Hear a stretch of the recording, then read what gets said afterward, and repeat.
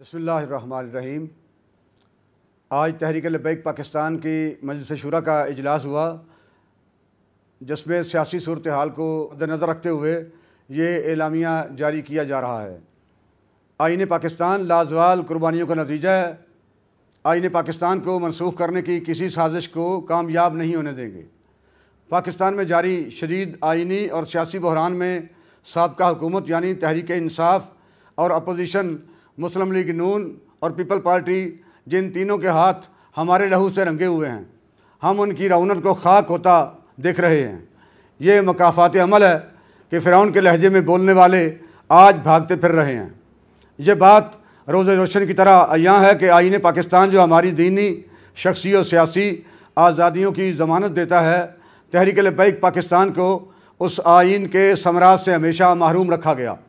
اگر آئین پر عمل ہوتا تو ہمارے مطالبات ریاست پاکستان کے مطالبات قرار پاتے، ہمارے جگر کے ٹکڑے چھلنی نہ کیے جاتے، لیکن اس ساری صورتحال پر پاکستان کے دینی طبقات اور ناموس رسالت و ختم نبوت کی محافظ جماعت تحریک لبیک پاکستان خاموش تماشائی نہیں رہ سکتی، خاص طور پر جب ہم آئین پاکستان کے خالق اور روح رواں امام الشاہ احمد نورانی صدیقی اور مجاہد ملت مولانا عبدالستار خان نیازی رحمۃ اللہ علیہما کے فکری وارث بھی ہیں۔ آئین سے اس کھلواڑ کو کسی صورت بھی برداشت نہیں کیا جا سکتا۔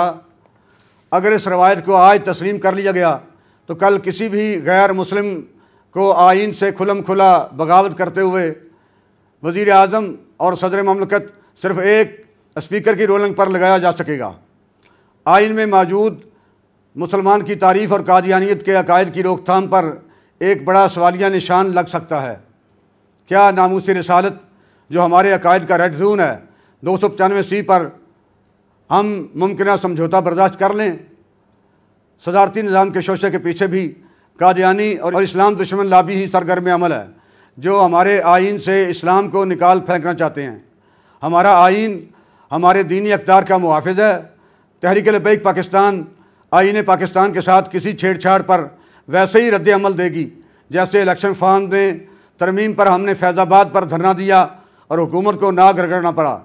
ہم پاکستان کی عدلیہ سے استدعا کرتے ہیں کہ عمران خان آئین کو لپیٹنے کی سازش کر رہا ہے، اس کی تحقیقات کی جائیں، کیونکہ آئین پاکستان کو ختم کرنا دراصل قادیانیوں کا ایک پرانا خواب ہے، جس کے پیچھے اسلام اور پاکستان کی تمام دشمن قوتیں اپنے ناپاک عزائم کے ساتھ اکٹھی ہو چکی۔